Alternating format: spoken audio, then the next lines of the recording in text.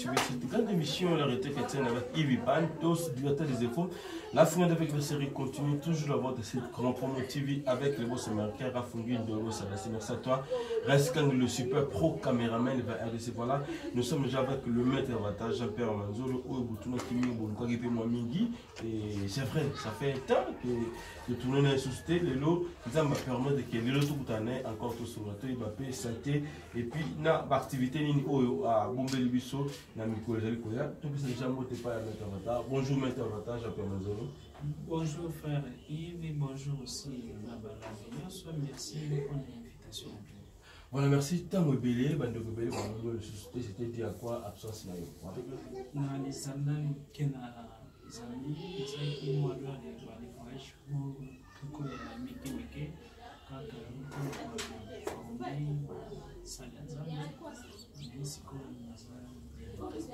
voilà, merci. Tout le qui par rapport à la question, l'absence là.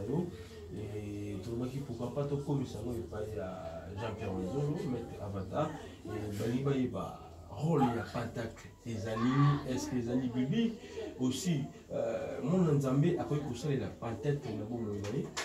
Merci beaucoup pour la question. Premièrement, dans le livre, il y a Osée 4, 6. Et il dit, mon peuple périt par manque de connaissance. Bible le dit que non, mon peuple périt par manque. Il y a un verset biblique. Par manque, il y a un verset. Par manque, il y a un verset. Par manque, il y a une connaissance. Parti mon que non, na moni batu oyo, il fallait fanda na cheval, la famille na bébé. Batoyo, il fallait bazala na trône, bazali na bébé. Kasi batu oyo, ba bongaki te na trône, na moni ba fanda. C'est-à-dire, ignorance et coquille, koale, mema, montona échec total. Parmi dans la Saint-Esprit, tu as des dans la science, soit dans la connaissance. Mais les bananzambe, dimaka, badonyoso, parler à langue, guérison. Mais ceux qui est commis dans la connaissance, nyoso, kokomaka, satanique. Pour la ligne, l'inconnu fait peur. L'ignorance est saka, kobanga. Tandis que Moutoyo azali na connaissance à bangaka ba nganga kisite, à bangaka ba magicien te, à bangaka ba marabouté. Mais de plus vous avez na l'ignorance, plus au mona diable partout. Concernant Pentacle, Pentacle les animés. Pentacle les animés ba un signe. Nzambe a jinsaka na ba façon ebele na ba monde spirituel ou koki kwa le faire intervenir force divine na signe ton la parole tomoni même tant Nzambe a tinda ange pona boma tous les premiers-nés égyptiens andobaki na bana Israël singeli bo tia signe ni kolo ya ba porte na kuna bino. Pourquoi pas ndobaki na bango que non bo sambela pona ange ya mort tango ya boma bana nyonso ya Egypte a boma bana na bino te parce que bo sambela non ndobaki ni bo tia signe. Maintenant Bible ba signaler zakini parce que c'est lui ko yeba kina Bible zani codé. Bible yo basela biso ba kodango ba longola na ba parti lisusu. Si ndwano yo nzamba lobaki na bana Israël ba ntia na liboso banda na bango grâce ya makila ba dessiné ezalaki pentacle ya ange Mebael. Comme on a compris aux avantages pentacle ange Mebael. Pentacle ange Mebael les akabui. Si doit les aki et toi la 6 branches ezali na mbeli na katikati. Sinyo yo pe tomona kango na drapeau ya bana Israël a par mbeli. Alors, comme ange, alinga qui a ya na minuit, pour na grâce à Mbeli na boma tous les premiers nés et je tiens banana nyama, tina motu, tina soso. Alors il ça qui que non, il fallait pas tiens sinon il va dessiner nous na makila. Pour na ceux qui ange ale qui a moni signe pendant que na ya yebi que non, ba tout wana bazali na accord mangai. Bazali na accord na chef langai nzambe esengeli na sala bango ma bete. Chaque ange azalaka na signature na ye, azana so na ye, so wana na signature tokoki kwa lembe nango ba pentacle. Parce que chaque signe ezalaka na rôle nango na monde spirituel. Même à Lucifer, même à Satan, même à maman, Belzéboul, bazalaka na basine na baso na bango. Même à Christ Jésus, même à Saint-Esprit. Donc, mon asine wana, kaka na hérisson de terre. Donc, mon na jeunesse. Mais si nous avons parce que si nous sommes chrétiens, il y a un démon, un magicien, et aussi système il y a statue, il y a Bouddha, bougie, et ça symbolique qui peut être na nini. Comme ça, na les mécanismes, alors les quoi les partie donc mon présence sous ya pentacle na livre Genèse. Caïn na Abel. Bango nyonso il fallait ba les pesaka bama bonzana bango na nzambe. Caïn a pesi libonza na ye nzamba ndimi yango te. Abel a pesi libonza nzamba ndimi ebotisi jalousie. Tango ebotisi jalousie, Caïn a bomi Abel. Nzamba lobi a punir Caïn. Lobi Caïn oko tambola partout oko yenga oko souffrir oko tambola. Caïn lobi nzambe même ata na sali mabe batelanga parce que koto yo benganinga bakoki ko bomanga. Na Bible koma mini nzamba zui atie signe atie elembo na mbunzu ya Caïn. Atie signe. Mais Bible lobi te signe wana ezalaki nini? Ezali pentacle ya immortalité. Pone bate la Caïn. Caïn a tikala ko kufate. Na fait pona nini nzamba lobaki kaka na parole te que non Caïn ozali protégé non. Pourquoi a sali signe? Parce que na monde ya ba esprit.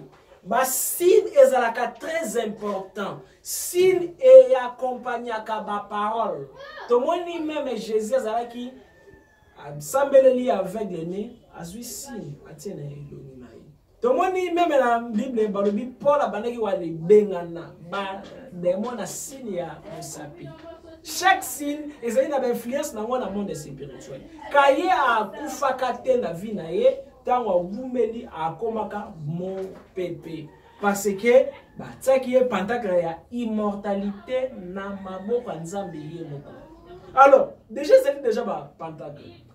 Tous les exemples moko ya pentacle na Nouveau Testament. Jésus ba memelie mwasi ya ndumba Marie Madeleine. Plus tard parce que ba longola ki ngo wana Bible. Marie Madeleine plus tard a comme qui disciple à Jésus makasi. A comme quand même moi c'est Jésus. Parce que biloko misusu ezaka tabu. Jésus ça qui na moi c'est. Mais quoi les alana moi c'est et le dongoli qui bon nzambe na kati na été. Quoi les alana moi c'est diminuer Jésus na et de côté. Parce que na niveau moko ya spiritualité, magie kabbalistique égyptien, oh Jésus azalaki initié dans les niveaux moko. Et c'est là motoa matisa nyoka moko ezalaka na colonne vertébrale na ye. Ezalaka de alors nyoka. Ceux qui nyoka wana amati akomi na niveau ya fond bali benga kango kundalini soki akomi na niveau ya fond moto akomi illuminé nyoka wana amataka soit ya se développaka soki ki couple bali zali spirituel pendant ba rapport na bango izali na non éjaculation ezali li magie sexuelle wana lors de mali kangi na parenthèse tango yo bale memi mwasi wana empire Jésus keno e komami na mimbeko na biso soki mwasi asali ekobo soit azali ndumbe sengeli to bomaye yo o lobi nini Moïse alobaki sengeli to bomaye la Bible dit Jésus ba docteur a loi ba telemi ba simbi mwasi Jésus agunzami abandi kokoma Bible za code Bible bombi lisusu elobi na biso te Jésus abandaki kokoma nini abandaki ko dessiner nini neto ofani boye ba tata mi babaye ba le poser une question très importante bazo c'est la réponse au fou comme bani kwa lekoma c'est-à-dire et lo balo bani kwa lekoma ezalaki important et bandaki ko intéressé bango Jésus bandaki wale dessiner pentacle ya karma na dharma. Karma na dharma, pentacle ya karma na dharma ezali géré na troisième monde angélique babenga ngo bina. Bina ezali monde ezali géré na ba 24 veillards, ba seigneur du ciel. Ba les 24 veillards rona na bango ezalaka nini? Soki osali mabe esengeli bazongiselo mabe olingo lingate Eli akati 450 prophètes bale mitu asali mabe roi Jezabel alobi elinga pe na koboma yo Eli akimi yango tango akimi yango plus tard Eli amatina ya likolo nzamba zongisi molimo ya Eli na kati ya nzota Jean Baptiste grâce à ba 24 veillards mutu basalaki yango simanango bazui molimo ya reine Jezabel bazongisi yango na kati ya nzoto ya Hérodote akosenga pe mutu ya Jean Baptiste Eli akataki batu mitu bakati pe mutu na époque oyo akomi Jean Baptiste alors yangwana babenga karma mabenyo so mutu asali alinga te asenga pardon te esengeli a payer yango ezali géré na ba 24 veillards alors tango Jésus a dessiné yango na mabele banganga ya loi ba comprenaki que moto déjà a fait engager ba cyprien si malango Jésus a dessiné kaka mpamba te alobi na bango oyo azangi lisuma bameli banga moto aliboso lingaki abameli banga lingaki akufa sur place parce que Jésus a dessiné qui déjà pentacle. Pentacle ezali ba objet, ba signe moko ezali na ba pouvoir surnaturel. Soki ezali travaillé par un grand maître spirituel. Ezali na ba principe nango. Alors, par là ezali na ba signe ezali na ba pentacle satanique, ezali na ba pentacle ya ba nanzambe. Mais ezali na pentacle moko ezalaka double. Mwana nzamba akoki kosala yango, Satan pe akoki koali sala yango, mais différence ezali ya ba Paul. Zelana est impliqué. Babenga yango pentagramme. Il y a 5 branches. Renvoi de la terre. Pentacle a 5 branches donc neti bago na lati. Soki pasteur azali na connaissance c'était ya go ndobango voilà soki moto azali na connaissance c'était monya wana musapinanga ba chini ya ba illuminati satanique tout tandis que ezali ignorance soki étoile songe nango ezali likolo elakisi que non moto yo azali ko appartenir na ba force ya nzambe 5 branches elaksi kaka mutu a mutu, maboka mutu, makolo a mutu. Elakisi aussi 4 éléments ya nature, na 5e élément. Premier élément mabele, bo pepe, moto, na mai. Na 5e élément molimo. Chaque élément ça na rôle nango na nzoto nango. Mabele, soki ezali en équilibre, o kozala na chance financière. Soki ezali en déséquilibre, chance ya mbongo ekokima. mai soki ezali en équilibre okozala na santé malamu, mais soki ezali en déséquilibre santé ekobeba. Par là okomona ba grand maître babikisaka batu mingi na ba mai parce que santé ezali géré na mai. Domination, autorité, ceux qui ont perdre yango donc élément fait ezali na déséquilibre. Ceux qui ont perdre mayele concentration élément air ezali na déséquilibre. Alors centre na monyo ezali géré na molimo. Alors mutu azali géré na 4 éléments wana. Soki mutu alati bag soit moni signe yo songe ezali likolo ezali on dirait Christ ressuscité. Christ a ressuscité qui demi.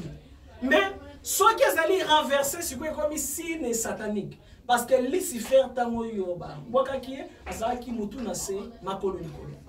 Donc il y a les alliés parce que monde spirituel et zalaka flexible na basine inconscient ou consciemment. Supposons na koki kwa ça la signe oyo. Mutu azali ignorant agondo bazali basine ba formation soit des signes sataniques. Tandis que boye ezali signe ya bénédiction parce que ça à droite.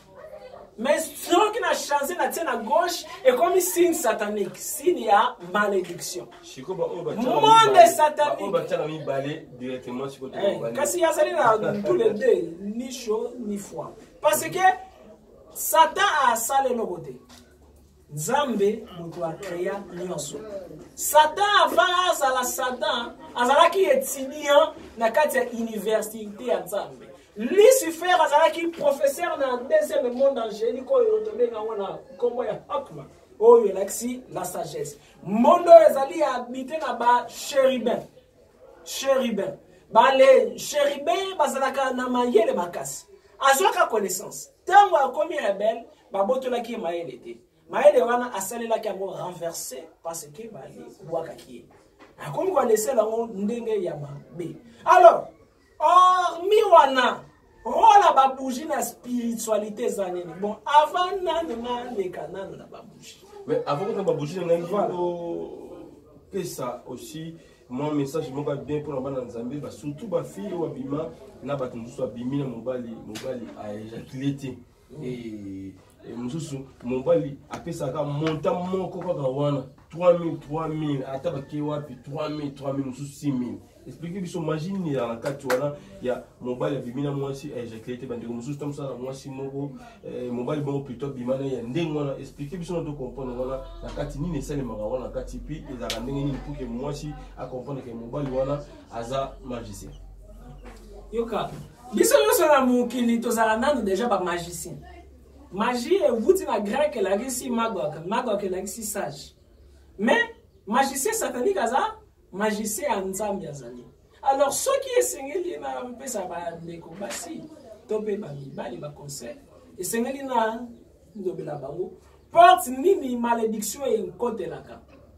Mutu nyonso azala na étoile na ye na likolo. Na kati ya étoile na yo ba 24 veillard ba enregistra ba chance.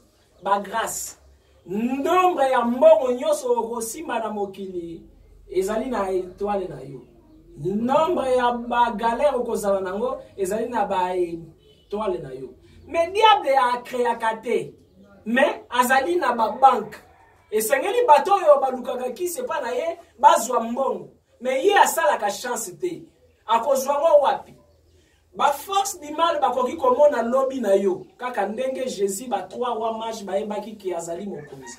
Mais pona ba changer vie na yo esengeli bazala na code ya étoile na yo. Code ya étoile la chance à motefanda kana sexe. Alors pona bazwa code na yo na ba force du mal soki balingi ba salo mabe ezali na ba moyen ba kosaila. Bakoki ba contacter démon moko babengi na kombo ya Lilith azali déesse démon. Azali première femme ya Lucifer. Azalaka pe première femme ya Adam. Azalaka première Ève. Wana na musije wana tena tsama côté mais ndi akoma démon. Ye azali mama ya ba femme de nuit na mama ya ba mari de nuit. Akotindelo mwasi ya butu. Na ndoto oloti ozali kwa le passer rapport. pendant que vous allez passer rapport comme la Bible lobi soki osangani na moto okomi eloko moko par là ba code nyonso ya étoile na yo et traverser ekei na monde satanique kuna bakozwa code na yo batinza ngo na 4e dimension na se ya mai na monde moko babengi yango monde Tartaris na monde wana ezali na banque moko babengi yango Maison Blanche banque wana ezali géré na démon moko babengi ye Lucifer soki bazwi crise bakozwa code na yo bafungoli chance à vie na yo bazwi ba chance na yo bale distribuer yango na banganga yo pouvoir éliminer bakozwa ba chance na yo pesi yango bato yo bazali wale pesa ba makila bakolezwa destin na yo ba chance yango soki ba monique na ba femme de nuit na ba mari de nuit esimbité bakomata sikoyo na plan mental na makanisi na yo po na ba influencer yango bako développer na nkati na yo posa ya masturbation komi sepelisa plus ozali ko se masturber mentalement ko nkati peut-être moi sina kala soki moi bali no mo makala d'office on continue à contact na monde satanique sans le savoir et toi na yo etikali polele ezali direct case na yo ya banki etikali polele ba nkomi ba les vidéos ma chance pourquoi ba non pour la bas vider raté ngaya l'air na les ça la ka préservatif au seleli préservatif au bois qui amour na chaque spermatozoïde ezalaka plus de 12 milliards de chromosomes chromosome moko ezali être moko ndenge au bois qui amour côté wana ekopola soki epoli côté nyonso eloko epolaka to ezalaka salité ezalaka na race moko bademo bazalaka wana babengaka bango balave na basikoli bako féconde sperme na yo bale bimisi bademo plus de 12 milliards ya bademo yo nde papa na bango bale ndemo wana bako veiller ke bale détruire vie na yo bako ale développer na vie ya mwana mobali soit ya mwana mwasi hémorroïde to infection moko esilaka te ezalozwi ba antibiotique ndenge na ndenge mikusa esilaka te ezalozwi nini ba antibiotique ndenge na ndenge infection esilaka te ezalosali ndenge nini impuissance hémorroïde ba maladie ekomi ebele mbala moko oko remarqué à chaque fois olingi okende kopa mbongo esengeli yo sentir ba étoile d'araignée kangi yo na eloniti na boulevard imaginez boulevard prince pe na kati ya mutuka meme mais étoile d'araignée zali wale kanga yo ezali ke non memement bana ya moi esengaka to ale kepe bango bana ya butu pe ba kipaka biso ako kipe yo pona a détruire vie na yo. La même chose, moi si au saleli bande de génie ko bois qui na toilette, soit tu bois qui na four, ba demo ba ko aller décoder toi na yo. Mais ni ne sengeli ça. La même parce que esengeli elo nyonso ezalaka accompagné na ba parole. Imaginez nde kwa ke ya pise na tinel moko salite. Ko nyonso ba salite zaka ezalaka na ba demo. Ba ko aussi ko aller décoder étoile na yo. Et ça vient aussi dans Moutou, ni Moutou, Moussous, supposons, moi, si tu es parce que ça dit par rapport à la question là. Il y a le coucou de Nina Mobali, ça dit Corbano que non, Ngai, rapport, dans la Boussouté, dans la Kaganasi. Ici. Tandis que, alors, non, moi, habiter, Zoa, leur Mogo Yango. Ou habiter, ni des alliés au sang. Na monde satanique. Soki balingi nzambe ya sundola mutu ba tinda ka soit bo aller passer rapport contre nature soit ministre na sexe soit moi les bali na bali soit mwasi na mwasi soit mutu na nyama deke mutu asali act wana nzambe ya sundola kaye pendant moi temps mais azali nzambe ya bolingo tawano oyo akosundola yo akobotola 4 anges gardiens oyo bazalaka pembeni na yo okomi exposé bakoki koyiba yo étoile ezali vraiment science moko trop vaste oyo ekozwa mere biso tant comme ezalaki parenthèse nakangi yango mpona nazonga kota kuna ozonga somo moke bandeko basala ndenge nini mpona kokima bitumba ya molimo et aussi conditions za mpona bikeko na répondre na te ozongela yango nalingi tosila na oyo moto asala ndenge nini mpona kokima na milimo wana aussi conditions za nini pour que moto longwa na molimo oyo ekoti par rapport ya sexe par rapport ya makambo tout solo. Premièrement, Jésus lobi natindi bino comme bana ya meme na kati ya balu. Soki obundi te bako bundisa yo. Soki oboyi bitumba ba force animale pe eko bundisa yo. Soki camarade abundisi yo te, moto en famille abundisi yo te, voisin abundisi yo te, ba force méchant comme Paul l'a dit, nous n'avons pas à lutter contre la chair, mais nous avons à lutter contre les forces du mal répandues dans les lieux célestes, ba principauté na ba domination. Mais Paul a dit que non, revêtez-vous na ba armure. Pendant Bundisa, ba force du mal, et Seigneur Diosala bien instruit. Première chose, avoir la connaissance. Koyeba, monde ba esprit étant la kandenge nini. Monde ba ange étant la kandenge nini. Monde ba démon étant la kandenge nini.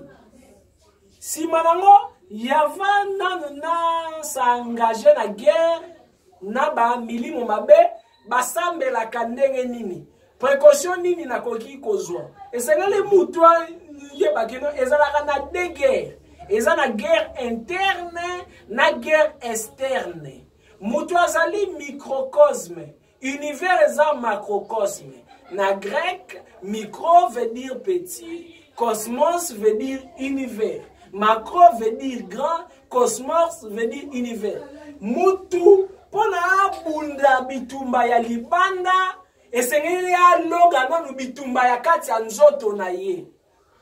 Premier ennemi na biso ezalaka nanu oyo azali ko se présenter liboso na biso te. Ezali nanu ennemi oyo azali créer na kati na biso. Derrière chaque défaut se cache un démon. Derrière chaque démon se cachent des faiblesses. Derrière des faiblesses se cachent des comportements. Derrière des comportements se cache ba échec na ba situation ndenge na ndenge. Supposons kolinga mbongo za mabete mais soki okomi kolinga mbongo koleka batu na kati na yo o développer esprit ya démon yo to bengi maman tomoni présence na ye na Bible, Jésus a dit, on ne peut jamais servir deux maîtres à la fois. Soit au servir Nzambe, soit au servir démon ya mbongo, maman. Alors, dès que on lingi mbongo koleka batu, ce qui maman a s'installé dans kati na yo et qu'on facilite démon ya libanda pe a salo attaquer simba. Diable akoki ko attaquer yo te soki yo moko ofungoli porte te. Chaque que lisumo yo komi ko sepela nango ezali aussi porte oyo to invitation oyo yo moko opesi na ba force du mal. Supposons ko ale silikezali mabete mais ko ale zala rancune olobi na kangele kanda ti na kokufa na kolobi sakete d'office o continue contact na Lucifer par là ezali na facilité ngaboyo a sale la force à Lucifer a mbwakelo mbasu ezoyo parce que nombre ya bato o kangela bakanda na motema ezali nombre ya bamaduso yo osala na ora na yo ora eza nini memema mutu azalaka na poso mpo na ye mbatela biso memema mutu alataka elamba soki ayoki malili na molimo ya mutu na plan invisible ezalaka na couche moko magnétique eyantuaka mutu babengaka yango aura. Soki mutu akaniseli yo mabe même ata aza ndoki te a lancé déjà énergie ya mabe contre yo. Énergie wana soki ekoti na kati na yo ekoki wale réaliser posa ya mabe ya mutu wana. Menza basala protection moko ke soki makanti wana ye bouclier wana ebengani yango. Soki ebengani yango okoyoka basuke mutu etelemi oyoki malili na nzoto. Parce que rôle nango eza misatu, eza na rôle ya protection, eza na rôle ya communication na extraterrestre, eza na rôle ya communication na ba ange, tona Saint-Esprit, tona Christ, tona Nzambe, tona Mère divine.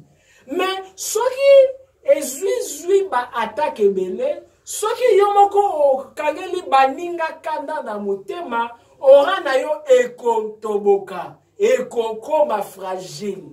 Plus on komi motema mabe, plus on komi faible. Parce que dans le monde nzambe, plus mutazaka motema mabe, plus akomaka faible.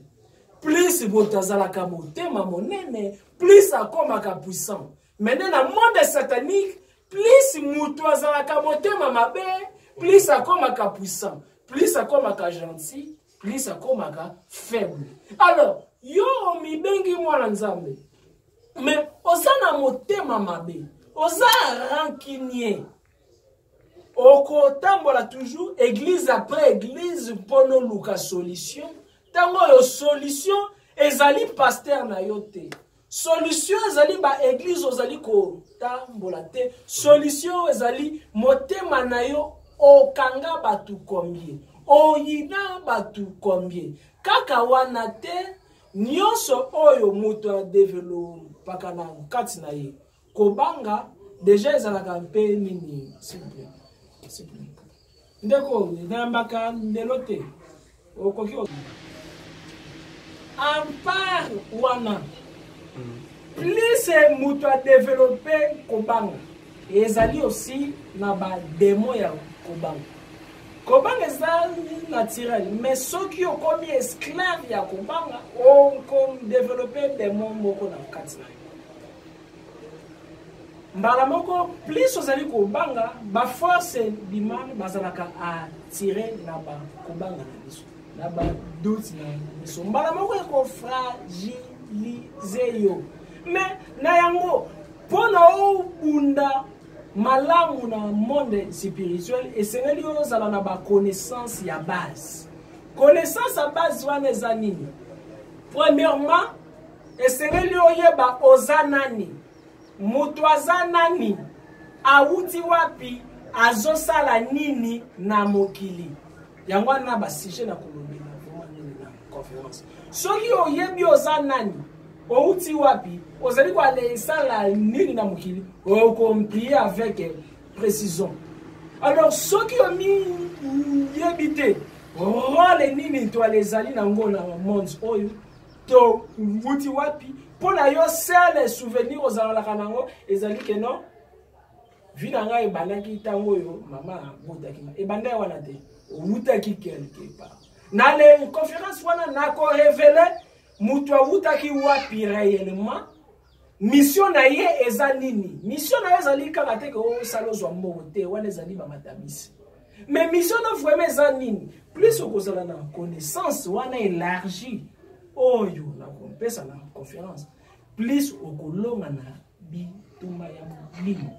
Alors, soki na ndobi na zonga moke concernant ba bougie.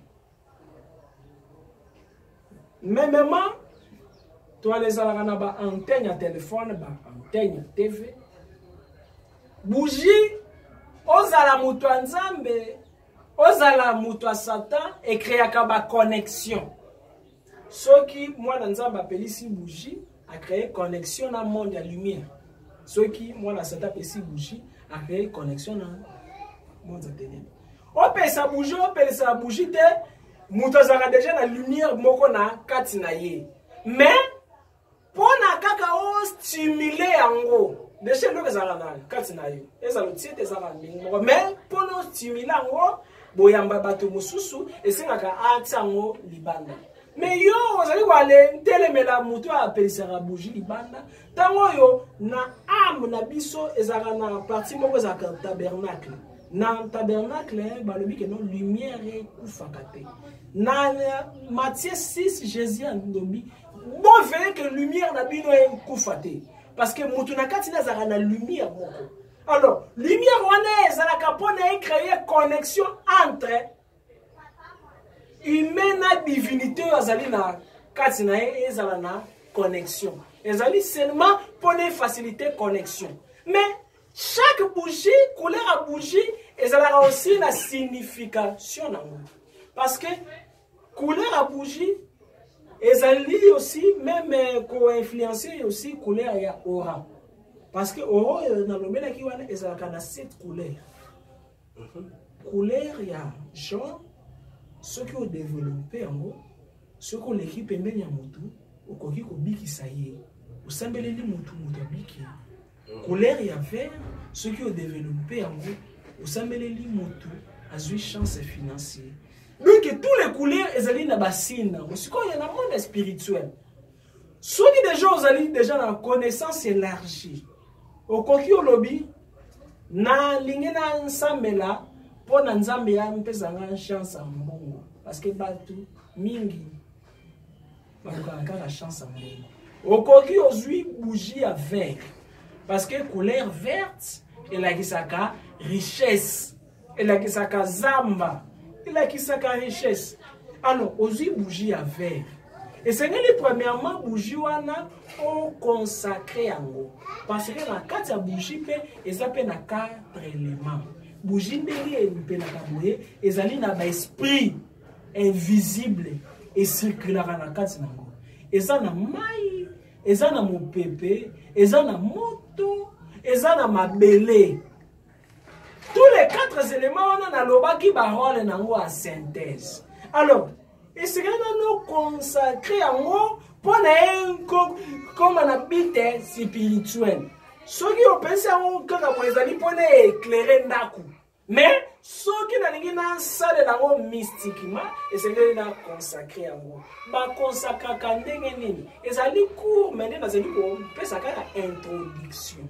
Aux huit bougies na yo ya verte. Aux huit papier mouchoir ya pembe soit mouchoir pembe. Oti wana grâce ya musapino ya droite, au bandi ko wendre bougie. Pousse pour na pousse yo parce que na ba tout na biso chaque musape za na rona. Misapio yo ezana musape ya chance mbongo ezana musape ya libala comme musapio yo ezali na relation na ange Anaël. Ange Anaël azali na relation na planète Vénus. Planète Vénus ezali planète ya ba amoureux. Couleur nango ezali rouge, métaux nango to pierre précieuse nango ezali or. Alors ceux qui bali basala la ba mariage esengeli basala pacte na ange Anaël sans le savoir. Ya wana basala ba bali na musapio. Alors musapio yo ne ezalaka pona ko consacrer. Consacrer veut dire mettre en part. Wana zo la biso bana nzambe tozola kisa ndenge bato basala. Non, bana nzambe te. Bonga wa dazali kolobela nini. Satan ayekola eloko te asala. Satan a copié nyonso. La Bible dit dans le livre ya Osée 4, mon peuple est péri par manque de connaissances. Ezali mathématiques, ezali connaissances mystiques. Alors, Musapia yo ezali musapia consécration. Donc quoi les zoilo ko ekoma ya nzambe. Ozu bouger no pakoli yango huile. Soki ezali pono attirer la grâce au kom pakola huile de haut en bas. Mais esengeli ezala na période yo sanza ezobima parce que soki sanza ezali obima ba sambela kapona ko attirer la grâce. Ceux qui sanza comme boule lingi ekita ba sambela kapona ko benga ba mauvais esprit. Pour esengeli yo sala ngo jeudi parce que chaque journée ezala na ange na rôle nango. Jeudi exagéré na ange Barachiel. Barachiel azali comptable ya ba bénédiction nyoso ya lola ezali journaux yo basengaka nzambe chance financier to matériel ezali pe na air nango précis ezali pe na couleur nango précis alors juste bref bougie ezali na rôle ya connexion mais ba statut rôle nango ezalaka nini